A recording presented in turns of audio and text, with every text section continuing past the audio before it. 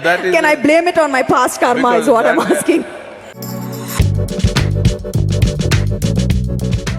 Hello everyone, I'm Joseph Dinesh, a Catholic commentator from Sydney, Australia. Today, we are exploring a fascinating and thought-provoking question raised by Indian actress Samantha during her conversation with an Indian guru. In a moment of genuine vulnerability, she openly asks whether all the hardships and misfortunes in her life could be a result of karma. It's not particularly surprising that Samantha, despite her Christian upbringing, asked this question because Hinduism has a pervasive influence shaping not only societal norms but also the perspectives of individuals from other religious backgrounds, including Indian Christians. So let's start off by listening to Samantha's question. Here we go. How much of one's life is a result of their past karma? Are the injustices and unfairnesses that one faces in one's life a result of their past karma? If so, do you accept these injustices and find solace in the fact that, okay, the karma is being cleared, even though it might seem detrimental to our lives in so many ways? Samantha, you're old enough for this. I'm not saying you're old, I said you're old enough. Do you still expect the world to be fair to you? That's why I'm asking this question. Can I blame it on my past karma is what I'm asking. I want the world to be fair to me is a schoolgirl question. Now, the obvious question that comes to mind is, what exactly is the definition of karma? While the term is widely used, it is often misunderstood or oversimplified. Many of us have seen social media videos labeled instant karma, depicting situations where someone acts poorly, like a car breaking traffic rules, and is immediately met with consequences such as being pulled over by a police officer. These scenarios are entertaining and satisfying in their portrayal of quick justice, but they only scratch the surface of what karma truly represents in its original context. To unravel the deeper meaning, let's turn to Bishop Barron. So religions of karma are very prominent, of course, in the East. And a karmic religion has a lot to recommend it, and that's why these religions have been so strong for so long. What's the law of karma but a kind of cosmic law whereby good acts are rewarded and wicked acts are punished. Now, maybe not immediately. Remember John Lennon's song, "Instant Karma is going to get you," is sort of playing on that, because karma might not be instant, it's usually delayed. And it might not even be in this life, it might be in the next life. But karma will assert itself. Good deeds are rewarded, evil deeds are punished. As I say, it satisfies our sense of justice. It seems right and fair.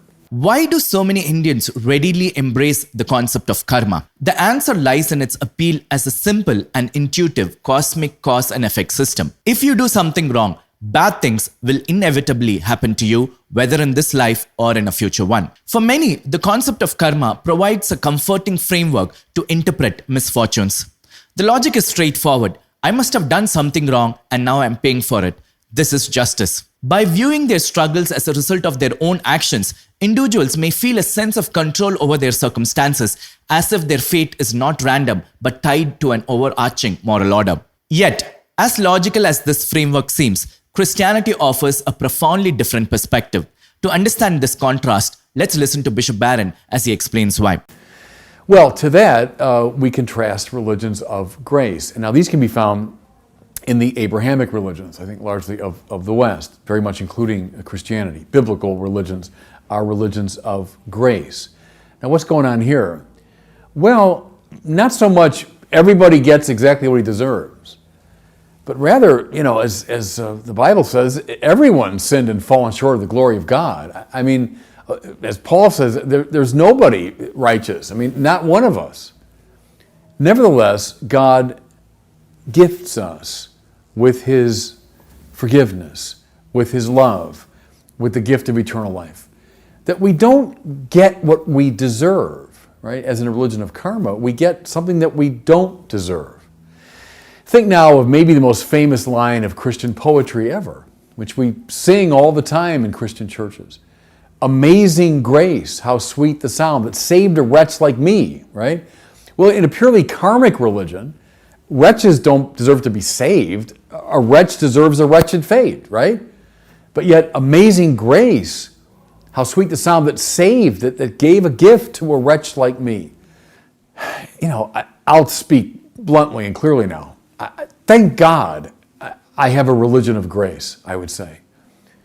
I don't know about anyone else listening, but I don't want to stand up in the harsh wind of what I deserve. Do you know what I'm saying? If it's purely karma out there and I get what I deserve, God help me. God help me. I mean, I'm infinitely grateful for a religion of grace, that I don't get what I deserve, but I've been given as a grace. My faith, baptism, the Mass, the Eucharist, the sacraments, the revelation of Christ. I've been given all that. Amazing grace, how sweet the sound that saved a wretch like me. Yes, right. But now, what do I do with grace? I give it away. I become a conduit now of grace to others. I've been elected, yes, thank God. I've been elected for the world. I think that's the logic at the heart of a religion of grace. As Bishop Barron explains, Christianity fundamentally disagrees with the concept of karma because the two operate on entirely different principles. As stated before, karma functions as a strict cause and effect system where every action, good or bad, inevitably results in corresponding consequence. In this framework, if you commit a wrong, it is seen as only fair and just that you suffer in return, balancing the cosmic scales through compensation. However, Christianity, on the other hand, operates on the principles of grace and mercy, where divine forgiveness is not earned through balancing deeds, but freely given through the love of God. Even when a person commits a serious sin, Christianity emphasizes that through genuine repentance, heartfelt contrition, and penance, the eternal consequences of that sin can be completely removed. This is made possible not by human effort, but through the sacrificial death of Jesus on the cross, who bore the punishment for humanity's sin out of infinite love and mercy. Imagine a child throws a rock and breaks a neighbor's window. In a system resembling karma, the child must pay for the broken window directly. The cost of the damage is entirely on the child, and they are held responsible for fixing the situation. The principle here is strict cause and effect.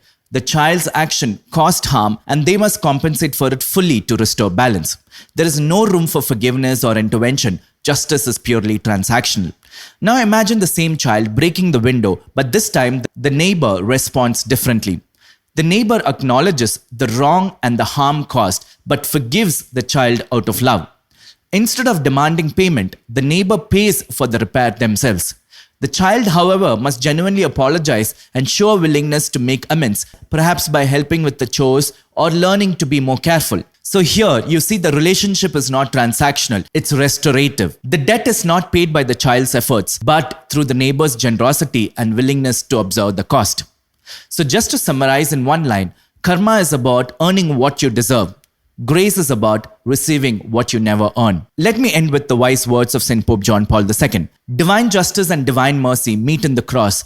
Justice is not abandoned, but mercy is given primacy. I hope this video was helpful. Let me know your thoughts in the comment section. God bless you.